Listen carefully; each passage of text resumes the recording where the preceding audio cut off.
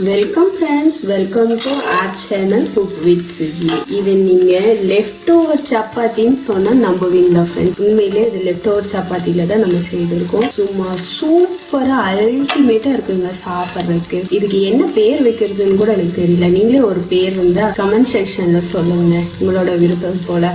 உங்கள் வீட்லேயும் இது போல் லெஃப்ட் ஓவர் சப்பாத்தி இருந்தால் இது போல் செய்து அசத்துங்க. ரொம்பவே சூப்பராக இருக்குங்க சாப்பிட்றதுக்கு. வாங்க ஃப்ரெண்ட்ஸ், இன்னைக்கு நம்ம இந்த லெஃப்ட் ஓவர் சப்பாத்தியை வச்சு சூப்பரான இந்த ரெசிபி எப்படி பண்ணுறதுன்னு பார்க்கலாம். இங்கே நம்ம லெஃப்ட் ஓவர் சப்பாத்தி வச்சுருக்கோம். இதை நம்ம நீளமாக ஸ்ட்ரைப்ஸ் மாதிரி நூடுல்ஸ் மாதிரி கட் பண்ணிக்கலாம்.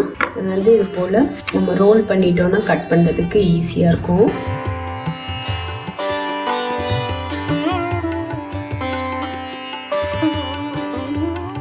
ரிப்பன் மாடல்ல கட் பண்ணியிருக்கோம். இங்க நம்ம ஒரு பேன் வச்சிருக்கோம். இதுல பேன் சூடானதும் 1 டேபிள் ஸ்பூன் அளவுக்கு எண்ணெய் சேர்த்திக்கலாம். சூடானதும் இதுல 2 முட்டை உடைச்சு விட்டுறலாம்.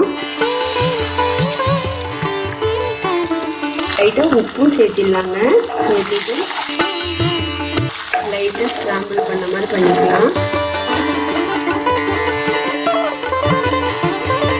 திரும்பவும் 1 ஸ்பூன் அளவுக்கு நான் இங்க எண்ணெய் சேர்த்திக்கிறேன். எண்ணெயில பொடியா கட் பண்ண பூண்டு சேர்த்திடலாம். இந்த பூண்டோட பச்சை மணம் போற வரைக்கும் லைட்டா வதக்கி கொடுத்துடலாங்க.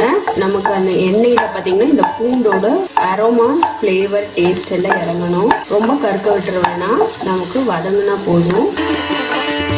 ஃப்ளேம் பார்த்தீங்கன்னா மீடியம்ல தான் வச்சிருக்கேன், ஹை பண்ண கிடையாது. பூண்டு ரொம்ப முருகல, ஆனா வறுபட்டிருக்கு. இந்த ஸ்டேஜ்ல பச்சை மிளகாய் 2 கீர்னது சேர்த்திடலாம். இப்போ இதுல நீல வாக்குல கட் பண்ண பெரிய வெங்காயம் 1 சேர்த்திடுறேன். சும்மா ரஃபா சாப் பண்ண போதும். இப்போ இந்த வெங்காயத்துக்கு தேவையான அளவு உப்பு சேர்த்திடுறேன். நம்ம சப்பாத்திலையும் நம்ம உப்பு சேர்த்து தான் நம்ம செய்திருப்போம், அதனால உப்பு பார்த்தே சேர்த்திக்கலாம், ரொம்ப அதிகமாக சேர்க்காம. இப்போ ஃப்ளேமை நல்லா ஹை பண்ணிடுறேங்க. ஹை ஃப்ளேமில் வச்சு இந்த வெங்காயத்தை வதக்கி கொடுக்கணும். அப்போ தான் உங்களுக்கு அந்த க்ரன்ச்சியாகவும் மேலெல்லாம் நல்லா குக்கான மாதிரியும் இருக்கும். ஹை ஃப்ளேமில் பண்ணும்போது உங்களுக்கு நல்லா இருக்கும். நம்ம அந்த ஸ்ட்ரீட் ஸ்டைலில் சாப்பிட்ற மாதிரியே இருக்கும். அதாவது நமக்கு அந்த பச்சையாகவும் இருக்கிற மாதிரி இருக்கும், ஆனால் வெந்த மாதிரியும் இருக்கும். அதுக்காக தான் அந்த ஹை ஃப்ளேமில் வச்சு நான் அதுக்காக தான் இன்றைக்கி இந்த மாதிரி காஸ்டிக் பேன் எடுத்திருக்கேன். இதில் பார்த்திங்கன்னா காஸ்டிக் பேன் எடுக்கும்போது ஹீட் மெயின்டைன் ஆகும், நமக்கு டேஸ்ட்டும் நல்லாயிருக்கும். இது எல்லாத்தையும் நல்லா கலந்துட்டாச்சு. இப்போது நம்ம ரிப்பன் போல் கட் பண்ணி வச்சுருக்க இந்த சப்பாத்தியை சேர்த்திடலாங்க. நான் ஒரு 5 சப்பாத்தி போல் எடுத்திருக்கேன். இதை ஒரு தடவை நல்லா கலந்து கொடுத்துடலாம். இதில் நீங்கள் கேப்சிகம் இது போலெல்லாம் சேர்க்குறதா இருந்தாலும் சேர்த்திக்கலாம், நல்லாயிருக்கும். இதில் சோயா சாஸ் பார்த்திங்கன்னா 1 டீஸ்பூன் அளவுக்கு சேர்த்திக்கிறேன். டொமேட்டோ சாஸ் 1 ஸ்பூன் அளவுக்கு நான் சேர்த்திக்கிறேங்க. நம்ம இங்கே பாஸ்தா பீஸா சாஸ் இருக்குது, அதுவும் கொஞ்சமாக சேர்த்திடலாம். எல்லாத்தையும் நல்லா கலந்து விட்டுடலாம்.